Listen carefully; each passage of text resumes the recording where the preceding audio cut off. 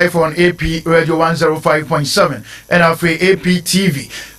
Or AP TV GH on Facebook, Urema, and I don't pay ye dim como Eddie for a mason, South Eddie APSPORTS Titbits Eddie Bremo, and Wednesday, 19th of June 2024.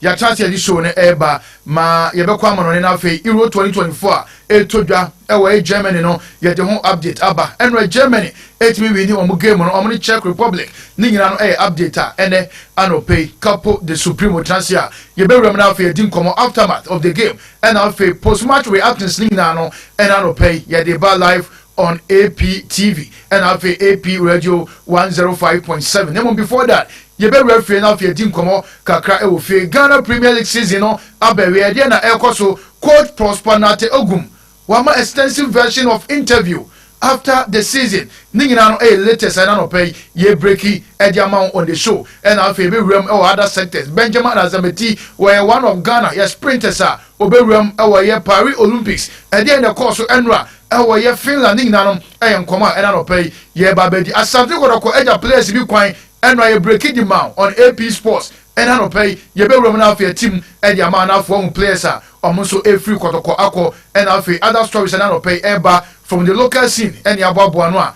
ye de ba live on AP Radio 105.7 and I AP TV GH on Facebook urema ye be dim komana no pay me ente wonka baby a monitor show ni free now for yento so and from my member production team number so Dem Baba speedy recovery Edmond Owusu and Satab Soba and I Orakoba Edible omo nyina eboa emena no pay ye di show no eba sounds na MCR okwa brother Andy and our director camera on duty air na Kwame omo nyina eboa emena no pay ye di show no edi eba midin edi Philipo Inzaghi yenwem na fe yen chance yen free Finland na enra okwa Finlanda Benjamin Azameti emara mi say Ghana ye kwa Bahamas eko secure your slot for the sprinter 4x100 relay no na enra Benjamin Azameti e Finland what team enya the season's best nemom we 100 meters and no qualify finals na otoso fort Azameti etoso fort our no etimi clock 10.14 seconds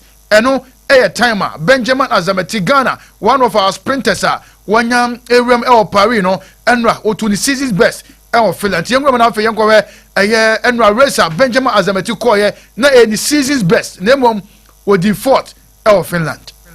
No doubting the favourite. It is Lamont, Marcel, Jacobs, and actually just looking at this start list, it's only got 8 names on it. So we'll focus on the most important protagonists. Jacobs, the Olympic champion, double European champion after his win in Rome last week, goes in lane 5, 9.99. Only the second or third time he's broken 10 seconds since his win in Tokyo. Really good start there from Ali in the orange. He's matching his compatriot stride for stride here now. Then Jacobs begins to really ease ahead. Just power pulling him to the front there. Taking that one from Ali and Andre de Grasse. The time 9.93 and it's legal. Plus 1.5. And that will make people sit up around the world and take note. 9.93. Jacobs is easing into form. And you know what, Anna? I was lucky enough to be in the stadium commentating those European Championships last week. And Jacobs didn't break 10 seconds in Rome, but he just looked a little bit more like his old self. You know? Wanti, I know you're Benjamin Azameti Enra, of Finland. Hotimi Torso Fort, I know 100 meters finals are, and also Ebaso, Elho, Nenso, any season's best, and Enra 2 year, and so El Finland, and Marian Fee, say, and Regimediano, and so Etimi Baso. Now, young women have a new common, and Rambecatcho say, a year FIFA talent development scheme, no, a year Jumedian workshop on Air Coso, El Ghana, and not Enra Tuesday, not a year day 2. Of the workshopper and also a toja away F Nasway and to him member associations are Hodro Enra Nam or more Prampram or more so mobile to me abomoding now Omodi Jumana Bibian so at my quay Ningnam and Yoma or more has a bit Mabua ama various football association and I say CAF members no on bet Mabuana or more football at Timagina a brani Nabi Bian so at my quay in Tianra a day 2 of the FIFA talent development scheme no and so Eba so El Prampram. Enti wo hwe pictures ni bia empanyfo ahodo ewura from different countries and ewura mu Ghana ha ombe ebetima boa na afi omo so etima exchange ideas ebetima boa am football no etimi afa ne ntoma pa edi efra enti eno edi enra eno so efri efe no asoye edi ba na no pay ya chance edi hu details no ma enra on APSPORTS me catch you say Krobia Santigodoko officially omoja 11 players kwan na mom AP Sports e additional players a yagidi ye pa se enche bia omo no mbawie na fe players nso afri team nim enso ko na wo 11 players a officially eya Asante Kotoko ejo omo kwan a eya Kalu Watara, Nicholas Osebonsu, Isaac Oponema, Abrantia, Yafen Augustine Ejapon, Nicholas Mensah, John Tedeku, Sharif Mohammed, George Mfege, Eric Zeze Sergi, Danlad Ibrahim, Enafe Poite, Moise Poite, Omunano, 11 players are Krobia Asante Kotoko, Ejo Mukwain, where official from the club. Enti uhe players on betima kwa si edi kan di ho nkomacha mu dada no Richmond Lamte ebeko August na the season abawie ya catch order da be 1 month ago say Lamte season we abawie ya enya dia obeto aso Lamte beko Steven Decimu Kuala, yes, the top scorer for Asante Kotoko in the just ended season. Decimu Kuala so ebetimi akọ ya Dawuni former Supremo United omu player no ono so eko na Benyin Amwa ebeko Ofori Ziggy. Yeah, miankasa me nwa Ziggy. Honorable Steven Amwa aye Amokom Assemblyman ba no Ziggy so ebetimako and have Ishaku Fuseni and so ebeko enti where players are AP Sports yen so information kakra what you say on betimako in addition to the 11 players officially Krobia Asante Kotoko team no team do maba aba to dwante no e dey free ho e dey ba na yenwuram o coach aso na afa yenkodi nkomo after season enra anwumre and coach Prosperity Ogum Edim Komo very exclusive and an opera ma live on AP Radio 105.7 and AP TV and an open baby bia monitor free no my entonka na Asante Kotoko head coach Prosperity Ogum Edim Komo na your first question was coach ni say we season na ewie ya Kotoko na omon prison beko relegation there trophy ni so a Krobia entimanye but obet describe the season is saying with Asante Kotoko as was no one GDA pass season now a twa mo se and saying last week na unpleasant and no or your head coach what you say nyoma e course no entwa ye amfa ma Asante Kotoko yenko tiensema coach Prosperity Ogum e dia to edwa after the season. Unpleasant. Why would the coach describe it as such? Because what we wanted to achieve we couldn't achieve in terms of performance on the field, in terms of results on the field. I thought we fell below expectation. That's why I'm saying it was unpleasant, especially some of the games that we lost and drew at home. These were games that typically of Kumasi Asante Kotoko we shouldn't have lost or drawn. But then that was what happened. And actually, if you look at these games, they are the very games that couldn't let us win the trophy. We lost so many games at home, and then we drew so many games at home. And you know, the joy of the fans, especially, is at Baba Yara, where when you win, the crowd become excited, the ambience around them becomes so great. But then, because we're not winning at Baba Yara, it made the whole thing unpleasant. Bonti, I know your coach Prosperity Ogum, head coach, Edema Krobia Asante Kotoko, and I would say, or this answer no tuja. Now, coach, you know preparation before the season, last season, preparations are we here before the just ended season. No, we are sure so we have enough time. To prepare with him because already what they can't describe a season is unpleasant. We have enough time at your preparation ahead of the season. Everybody is aware of we had a gate crashing program where we had to, as early as possible, try and bring in players and players based on recommendations. But then initially I was of the view that if we try to do a combined sort of a training, that will be enough for us to be able to cover up.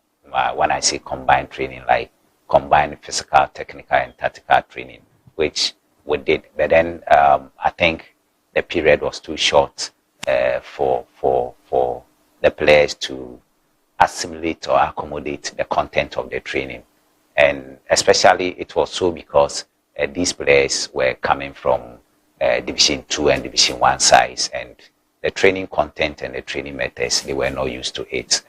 We even had someone who was coming from a coast club, and coming to play for Kumasi Asante Kotoko. So the period itself to prepare for the season wasn't enough. But then as a technical staff or as coaching staff, we did our best to make sure that we could get them to find their rhythm.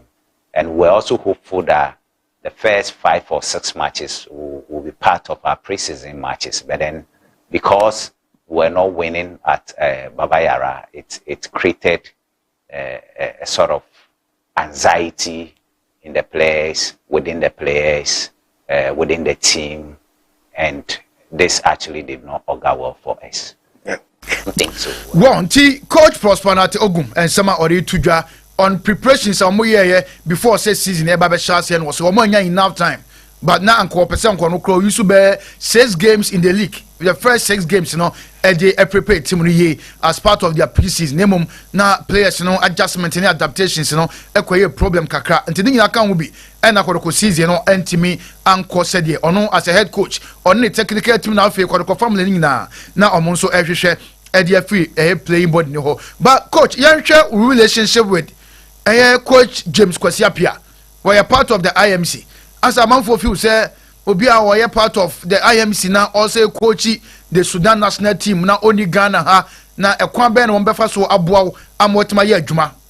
Would you come share relationship with Coach James Kwasiapia, Coachy, a son and city? Influence was also very positive.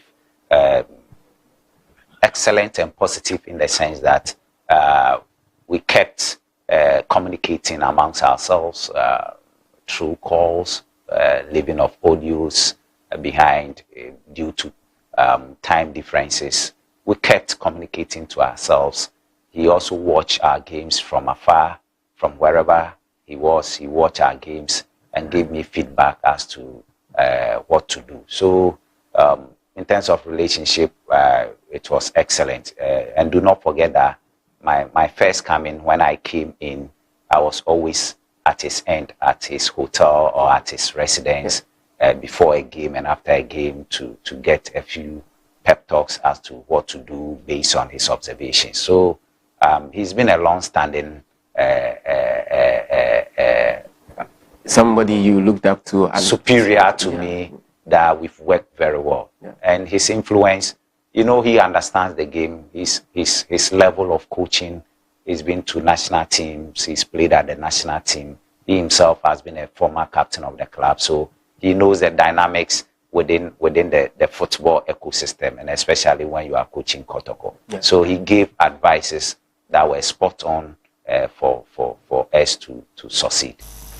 Wow, nti Coach Prosperity Ogum no coach yan hwe Kotoko team already what you can admit and yan nyina mu say Kotoko enya very difficult season, but moment bu o ha wonya difficult moment bi a na u feel so at this moment there ka adwuma ka say bi jato na mekọ wonya difficult moment bi sa in the course of the season na nka kakra bi anka adwuma no na nka wonya ya anka obejai.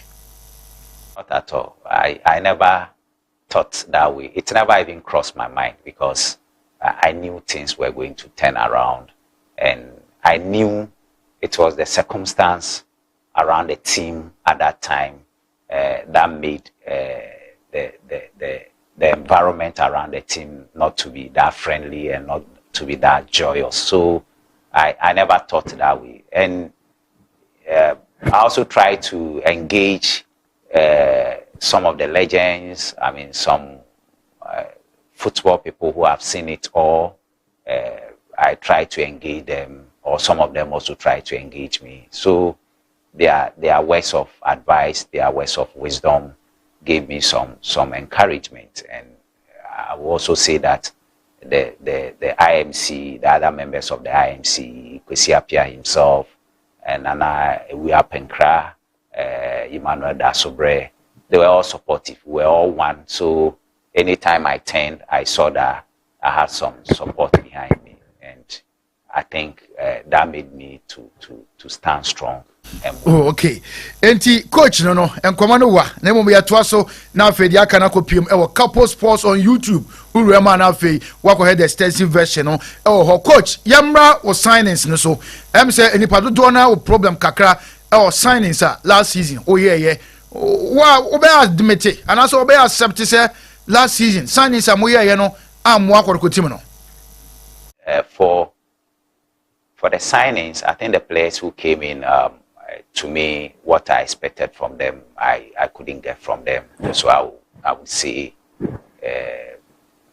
as far as their performance, some of them, not all of them, some of them, their performances wasn't anything to write home about. Yeah. So it became disappointing because I thought that with the training content and the training methods, I could improve upon their performance, but then it didn't also work. As a coach, I'll take the blame. I brought them in, and I was supposed to make sure that they upgrade in terms of performance, or they improve in terms of performance to be able to live up to the standard and expectation in Kotoko. But it didn't work that way. So I'll take the blame. The blame shouldn't go to. It didn't go to. Well, enti coachino no say silence ne de one na oye enti eba ne say blame ne ho na say fa enti coach Prosperity Ogum head coach Edema Krobia Asante Goroko. Now coach, was there a game Krobia oh boy ya irrespective of the scoreline being say bia Koroko lusu and I say bia what winning and the ultimu say na game we dey full of tactical actions end to end. Na say a game awusua je o ma ultimu say two coaches ne mo ye adwuma pa who game bisa in the course of the season? That game, Accra Lions, because it was a game of transitions, defensive transitions into offensive transitions. They were very athletic, they were very quick, and in terms of their positional orientation, they were good. Anytime they had the ball, they were able to identify the gaps behind the defense, and because they were very athletic, their up-front players had a lot of speed. They played the ball behind our defense, and anytime they did that, we're in trouble. So it was a game that was an end-to-end game. It was a night football. The weather was good. Players had a lot of energy. You could see Accra Lions very determined to beat Kotoko for the first time in the Premier League. We also wanted to try and then stop that losing streak at Baba Yara. So you could see the determination from both teams, that both teams were well determined to be able to win. So it was a game that I'll always remember. Well, a game Krobia Santa Goroko and Accra Lions boy, Coach Ibrahim Tanko, and then Rantiano, a Juma Ombe ni Kumase, and a coach Prosperity Ogum, Ebo or Mabasu say a gamer now Utimusa end-to-end action. Players be bia or pitches which say coaches in Juma na two tactical brains and a Juma our pitches in your coach Prosper na to Ogum and enya admit say the difficult game of boy Utimu say yes coaches Juma no was against Accra Lions, and of course Asante Goroko etwa so elusu sa game no Kumase Baba Yara Sports Stadium. Coach, going forward, what are your plans for next season? Kodoko next season say one na so plans ben and from the technical staff from Moye, Edia say Krobia, my fan and Tumapa, every next season. Yeah, I think the season has ended, and then what we have to do is to reflect on what went on in terms of player recruitment, in terms of player performance, in terms of player discipline. We need to look at all these things, which of course we have already done. We've had a series of meetings on this. We need to do a lot of structural changes in the playing body with respect to signing of some players to come to augment, this time not players from lower divisions but players who have seen it in the Premier League. So these are basically some of the things that we need to also do. We need to actually go out there as early as possible to make sure that the signings that we want or the players that we want, we are able to get them as quickly as possible. Coach. Okay. Enti Asante Kotoko head coach and a Guswa and anything komo and I pay live on AP Radio 105.7 and I'll pay AP TVGH on Facebook. Ubet my pay our Martin so now pay yes I will free to air the baby be our monitor so no and I'll pay me and one special on Facebook. Now if you drop your comment now king kind and farm out. They say our coach postponed Ogum and you accept it. Say the upcoming season the recruitment you know and you say be a Division 1 and as a Division 2 players as them Reno Oma testing Premier League Nibida. More experience Omoba Ombetmabua Amakoko team no etime Jane na so stronger. Enti ho any baby a call club ya ewe for now no ma so betimi make crucial signings betimi aboa club nti no dey free ho eba na coach Prosper Nate Ogum we ka ho a ne second coming to Asante Koroko na yebusa coach guidelines wo yebusa coach say and the favorite 11 the first coming and the second coming no players ben 11 players omoye the favorite ogidi yesa ene onyoma nko no be ye adwuma nti sema coach Prosper Nate Ogum on the favorite 11 on the 2 stint with Krobia Asante Kotoko. Kotoko, and I know you remember most of them. Out of the 2 teams that you've managed, will you give me your favorite, your ideal 11? You have Raza. I will help you with the goalkeeper. So I mentioned and you choose from them. Okay. In goalkeeping, you had Raza, Kwame Ba, Dan Lad, you've had Porte. So pick one to be in the post. Raza Kabalora. And at right back, you have Nete, you have Ishaku, you have Asamoah, and then you have Ejapon. Nete. At left back, you have Asma, Imoro, Charles, and then Nana Benyi, and then Bonsu. Who will you pick? Imoro.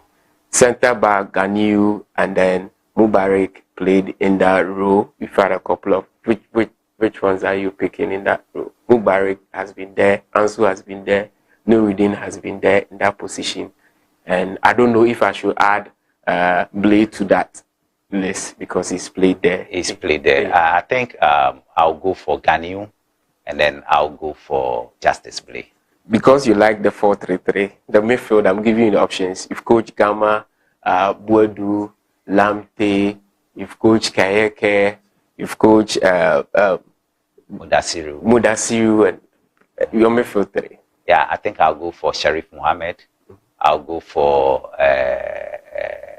Lamte is there. Mudasiru, yeah, and I'll go for Lamte. In attack, you've had Mbella, Mukwala, Infege, Opong, and the list goes on. Yeah, I think I'll go for the top. I'll go for Mbella. I'll go for Kuala. Yes. And then who else is there? You have Opon, you have Infege, and Peter recently came. Tight contest. Yeah, very.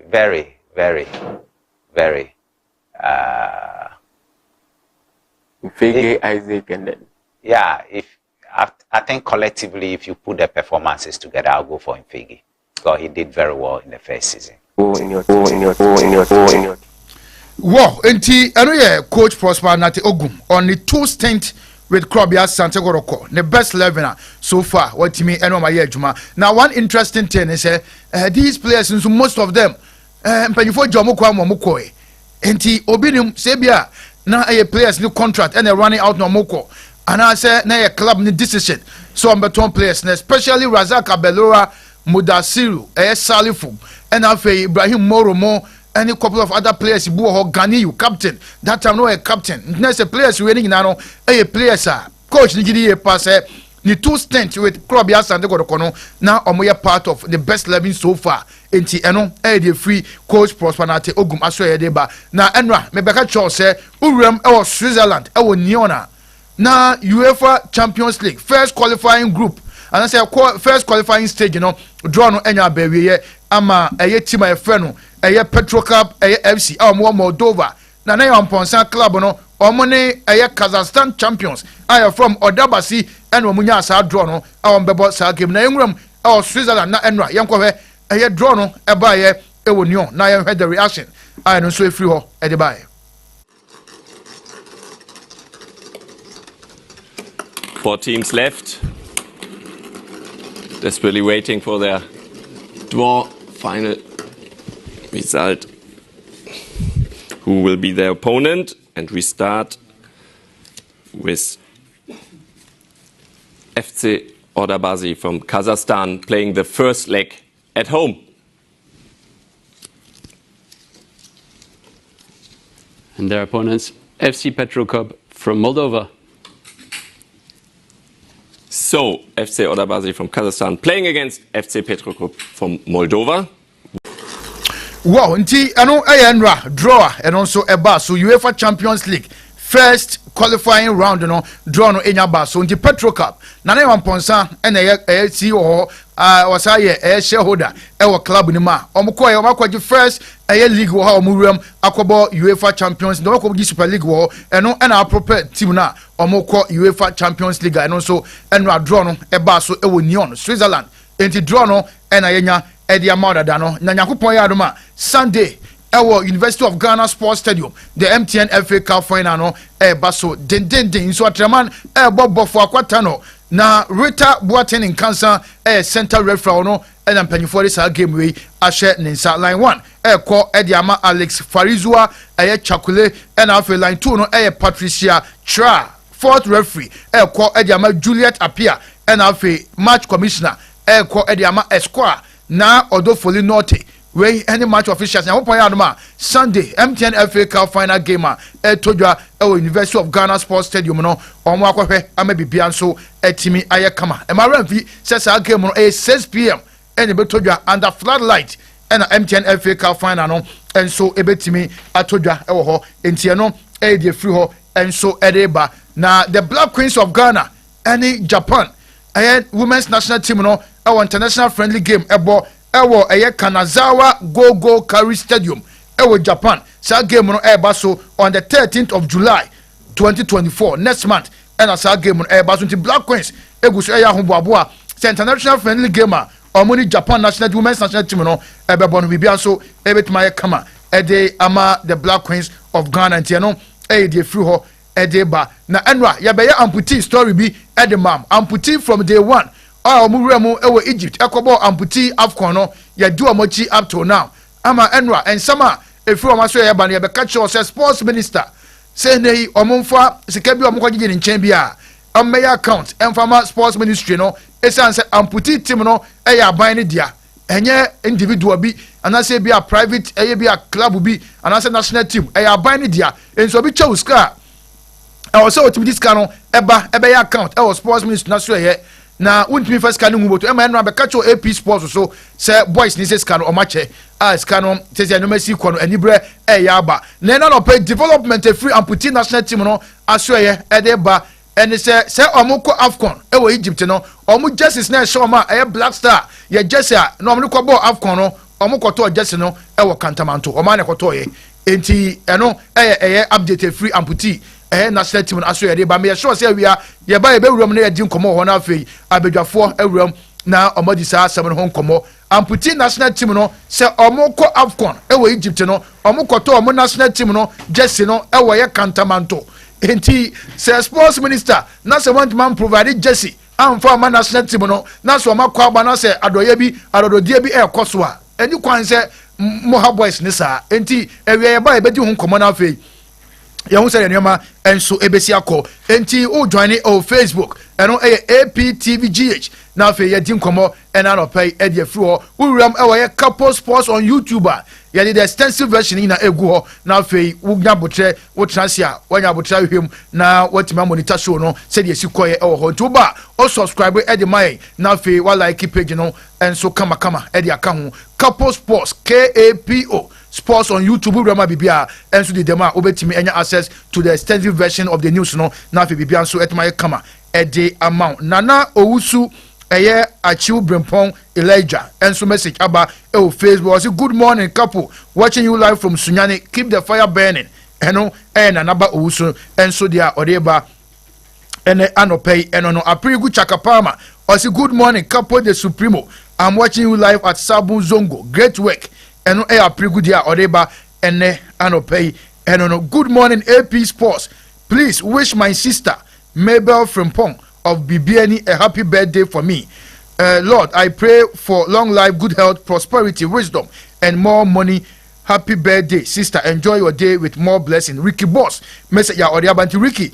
Say for Konya wish Mabel from Pong of Bibiani special happy birthday. Tiano Eddie Fruba Michael Ose Emba Eddie Fruboase. Or see the show is live at Obuase. Abdul Rauf Mutawakilu. Or say good morning Supremo. It's your boy here, Abdul Rauf. Watching the show live from Ebua Komenshia. Hope by the grace of Allah, all is well, couple. Yes, Mutawaki Bibia and so come and I feel we're free. Rauf once again. Also, oh, I didn't see you, Philipo, taking the show by the way. More fire, Philipo. Okay, also the message to one album for the bra. Nyankin kind from my Yaquaman on Yaba. Now, if you are quoting Como, Eddie Fru, the man of the moment, and Yajina Konya. And I don't pay Capo the Supremo. Sisi kumu. And I don't pay. Yencha Ghana for and they I don't pay Ghana for. Abijina Supa and Yencha Umse. Obanso no washe APTVGH. Obana washe or Facebook. Streams no APTVGH live on YouTube. On Subena Free Capo Sports KAPO Sports. On YouTube, it was a Twitter go into more extensive presentation. Juma one Chia when you view na one monitor on a BBI. Come on, I'm putting for no. What one can? No, I'm a interview and I'm a monitor. Nam to the coach, Casa baby. Now, could you tell some of Canara or some day? Abayipa. Say, Minister, you throw letters here, Bezeba. Yen would think of a minister and respond the letter. Now, on Black Stars. Ewo golden tulip no dawo na eja udidi Black Stars etia na vice president beche 5 billion 500,000 Ghana and a minister one counted for accountability yenu anu mo akwaje kapa ba wo mu pe bibi kakra de akofie wo mu no wani abre wo mu so Minister also mo just nukrom koto ne kantaman and enti minister ye mistake minister ye ne sopa go mo no federation na aka mo mfa nya hwe Black Stars ngwa ti so makoya bibia ba kawa no tum ko mo ka so mo yi nsama pia ensam ni binye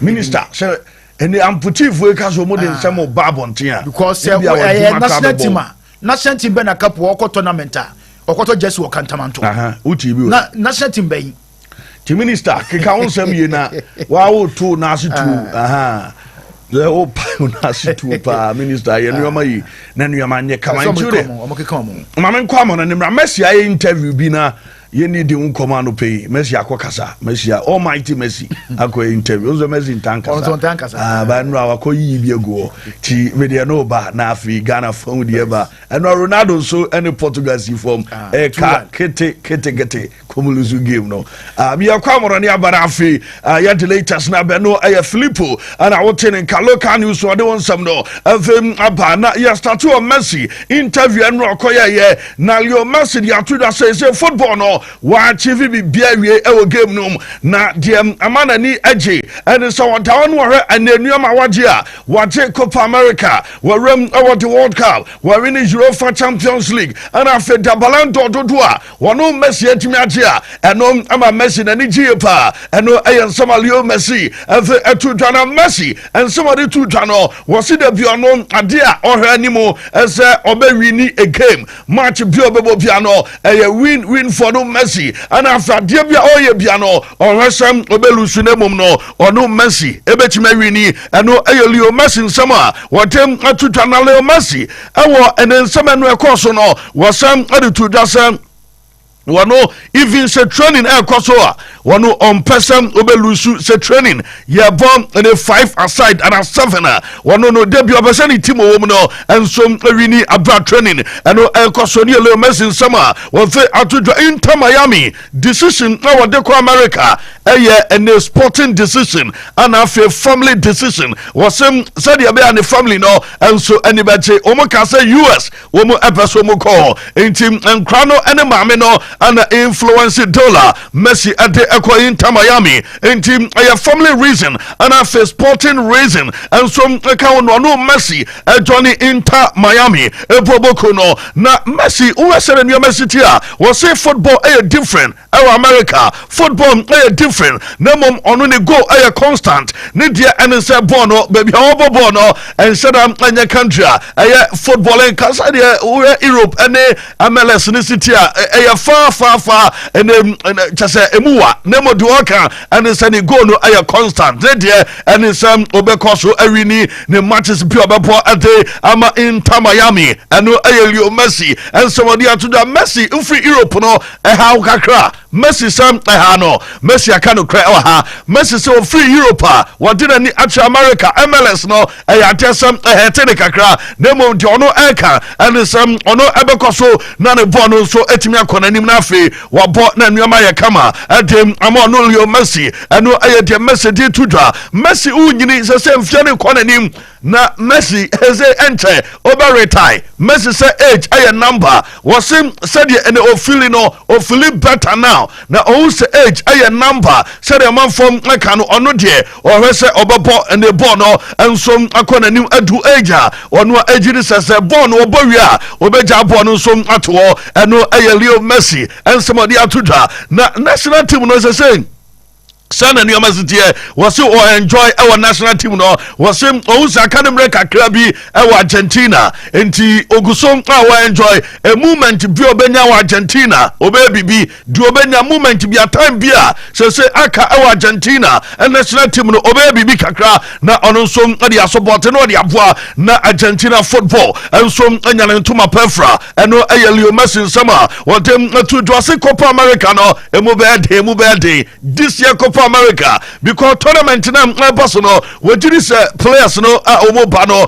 bebre I improve national teams no moba no Brazil and after and the national teams are and so I show Uruguay and the national teams in a mona and so I improve into a be a difficult tournament and no and some Messi at the Atujati and 70 played him out now Messi the next World Cup and no 2026 our Mexico our Canada our US Messi will World Cup the enemy Messi say nyabotre wono ehwe se time no do na Messi ne ya feta ono ebe come the World Cup of the Argentina and no Leo Messi somebody atudwa enti Messi say nyabotre mo amosra sem mbia ono enso ebetime remo the next World Cup at the Argentina no eno ya temu nyabotre mo no Leo Messi eno yansama wo fem atudwa se Argentina country no the best we are say yaka football this year ya open the world champion Argentina womu anekuta World Cup sisia ayoma anaje the World Cup no team open the best team we are say Argentina national team no and they are the best in the football nation we are say we are saying nyina to Messi nyina to mo na muguta the world champion and on Messi and somebody to Jordan 7 plate ever Messi in command dons we are mepa metem bebreba pa na mo mami Romelu Lukaku ni ani komo Lukaku interview bi na Lukaku choose between Neymar and Mbappe. I had ama Lukaku. Lukaku question ready. More thing. Say Lukaku answer between Mbappe and Neymar. Yentiem kaka Lukaku. To Draken Luka. Ana akase. Old Trafford or Anfield, Mbappe or Neymar? Oh man, Neymar, man. Kylian, I love you, bro. Messi or Ronaldo? Oh my God, Ronaldo, man. Old Trafford or Anfield? What? Old Trafford every day of the week. I'm not even saying that other stadium, man. I don't care about them. Goal or assist? Goal. Header or volley? Volley. Mbappe or Neymar? Oh no, branch Romelu Lukaku sama. Ofe atudwate ensamre back Luka. Kwaku Lukaku ana moshano no bibia kama. FM Lukaku. Na ene France for no mame France supporters no Germany Euro 2024. France supporters umbaye no. Na enra interview because ni ebuso musa between Phil Foden and Mbappe. One of the best player ewo ene tournament team anasem ene wiase nyina wo gidi se fofo de Mbappe wan ani mbo ne boy yentie France fan no wasere saus na nsemtwani we pa ufri England question we na ababusa o de fofo den ebese dan atoto Mbappe enwo amana yeyi Phil Foden or Kylian Mbappe?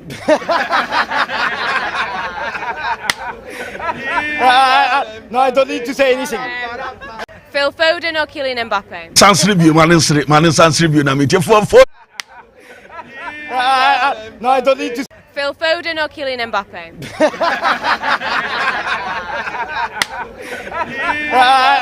Comparison nenya kra omu na the Foden best player our Premier League no ana mostly no France wo nya abotra mu hweye eno na kakra eno efronte ba the German national team no enso aba do Stuttgart na omu ehona omu bo mu game no efe etia Hungary na miatoma ene enumre national team no enya heroes wo kamabra wo mu edu Stuttgart enra enumre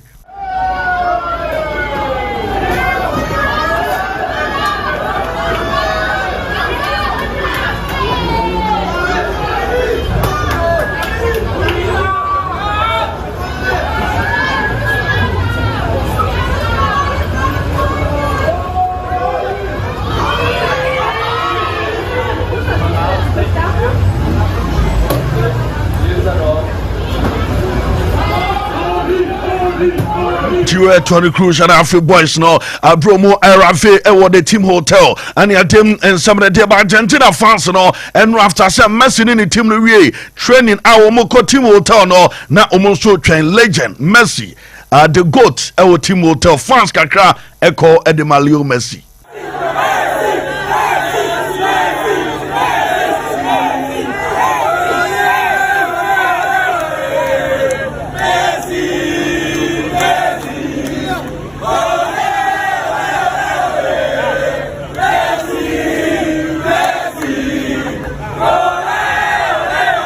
world champion Messi and our telling Kase Womu Eman fans where preparation towards Copa America Argentina national team no so what as no air players in Alpha yatem and some pete ba details in Nina and yatem Emanado pay rem na yeni nkoma kakra ne wese na nyama ensom esiatie mame Portugal e game no ne nkoma ni nyina ne se Portugal game no koso enra womu ebo against Czech na before game no mame Ronaldo e the team hotel and as a dressing room na yeni nkomo we Argentina champion another goat enye Ronaldo CR7 ewo dressing room ana edo semno ever enti Ronaldo Portugal omo ewini 2-1 na yebeba so mami brother Ronaldo emo pitch no so na yenhwe one mascot nkra no escort wo mo aduomo kono na yeni nkoma kakra abra CR7 enso yedidi no nkoma kakra ne yon sere nuama esia kwa abra na omo ebewram our pitch no so no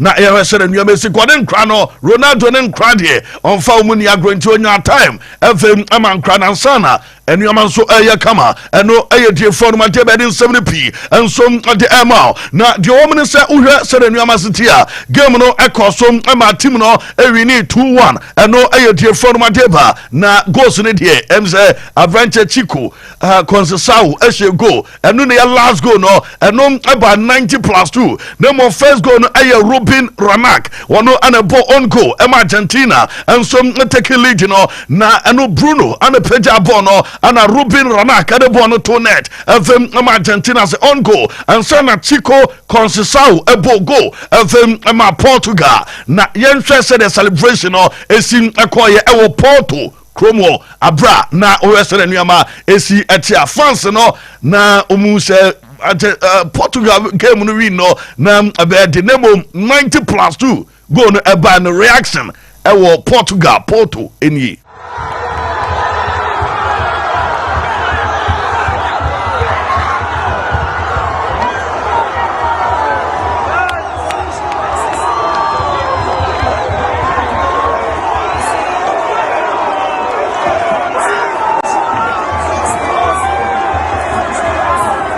ana ocean agent Portugal for no awomu ewo Porto ana enra go no eba no celebration omoye na Ronaldo go ne buy no Ronaldo ko keeper no bibi Ronaldo no okohuru keeper na abra go no eto na etene second goal no eba yam anu ya chiko go no Ronaldo the keeper no waze una show no me bo no yi ya una show ya so ya really game na Ronaldo no eya nneoma kakra atezo ohuru goalkeeper awadam de ma check eno eya reported for no deba na go no ebai Ronaldo yebedi nkomo kakra ewo game no na owe sele Ronaldo eduba bia na Ronaldo game no oba eduba bia na frustration aba eno oni referee ewo game no na esa ayede Ronaldo eduba bia otimi ko Canada enso che referee ewo game no ni nyina siye abrana bono ekoso na CR7 ewo game no Ronaldo or ritual bia eba free kick bia oye na Ronaldo ko Saudi Arabia no wagoso ya no bi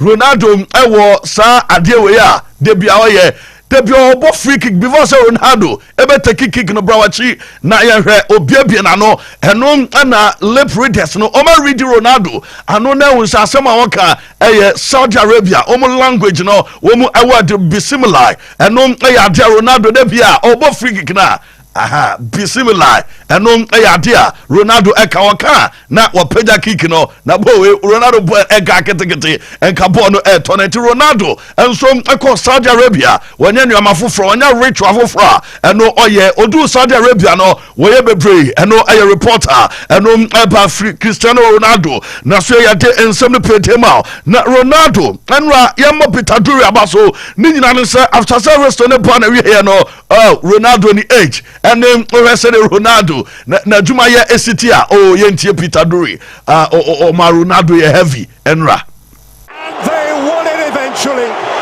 Ronaldo in embrace with a boy barely half his age who won it right at the death. Czechia was so bold. Czechia had a diamond of a lead from Provod. Wonderful goal, which through their robustness they had earned. But poor Vranac with an own goal 7 or so minutes later, and then with a stumble. Thank you very much, Richard Drury. And no Eyakwanya or Faso describe Ronaldo in Portugal. Womo Erin and Ra, a course of the Momono, and the attempt and similar Peter Ronaldo Aboituma, and Yamanso Eyakama Ronaldo. And as I say, Oyo Euro Championship now, what create more chances. Oyo record now, Luis Figo, and Ozel, no Mukotasa record no, na a 43 Ronaldo, and so Abba.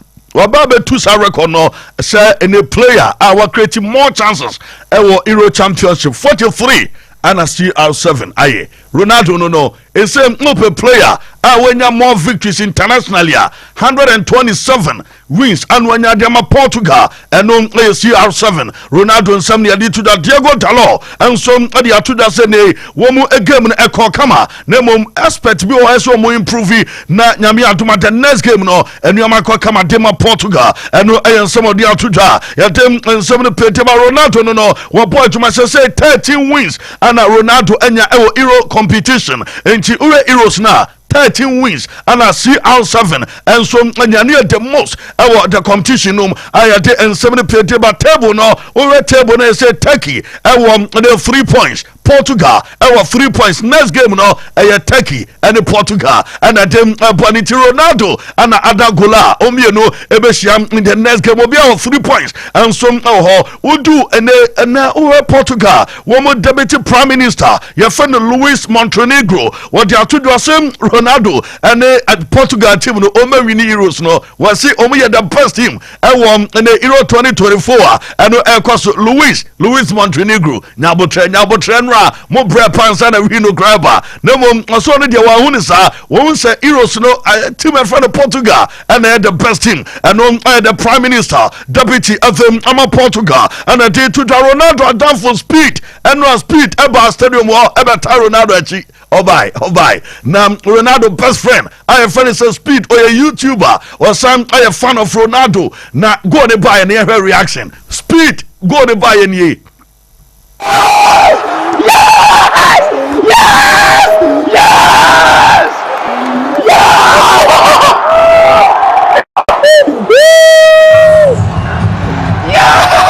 asem say speed your poor game no na speed kwotwe Ronaldo o twa Ronaldo post match over mama abra na your poor game o na gina ha no twa say Ronaldo beba na wache Ronaldo wache Ronaldo ma be say 2 hours na Ronaldo mai na Ronaldo buy na Portugal pass no enso ebesia enko be ko Ronaldo no ana police officers no so o match no o mu de ni gina ha o mu say enye ize so bo Ronaldo onya botre pass ni na etwa mu no erade akwa we pa eno wagiro 2 hours police officers no na so on train kakra who ya na say Portugal pass ana enko no wadwa wa pa lie oh Ronaldo adafo speed. We out. Wait. No, leave it, bro. My God, bro. Sir? I'm out, bro. Go back to the skybox, right? Yes, please. Yeah, you can go now. Can we go? Can go. Ciao, bro. Wait. But he just told us we can go. Stupid fucking officers, dog. It is speed and I call mama na Ronaldo mama na masa and asem go try Ronaldo mo sadu be hu mo no enye ise na mo na danfo pa and Ronaldo minim say next matches na dey obenya opportunity as Ronaldo no ayo speed Ronaldo best friend Adagula and Ram Osego de ma George Turkey and Georgia game anu e course na Adagula go ni Real Madrid player no go ni wo go no we ebe go of the tournament and I go no Adagula go and you know masa akrawe too much now your poor game the area celebration no you hear Adagula and in Turkey one more celebration akrawe a hero every man that's not him no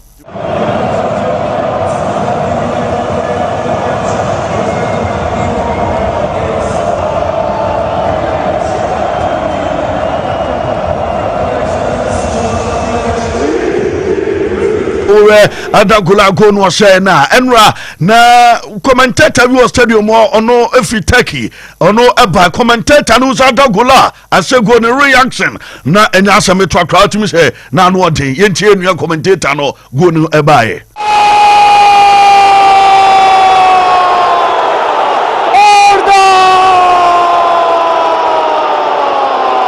Super gol Adagula Harika!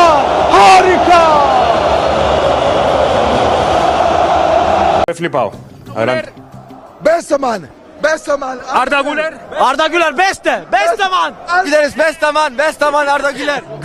Great player will be the best in the world. Arda Güler is the best. Is the best.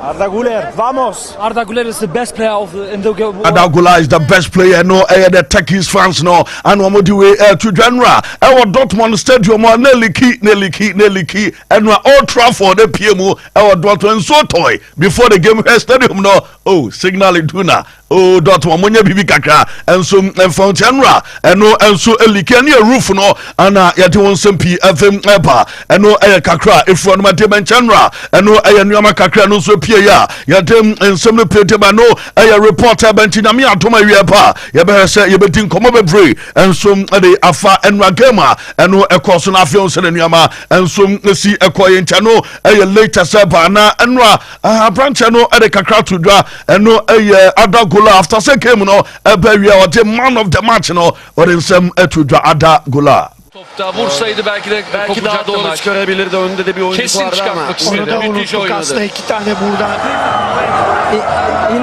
İnanılmaz hisler içindeyim çünkü bu gol sürekli bu golün hayalini we by extended version ebeba news at 7 amnesty sorry so na afi news no ababe to asmedi the Capo the Supremo eba be to asoti Philipo nka production no di demba ba na afi di blaze so kumo news at 7 amnesty yakra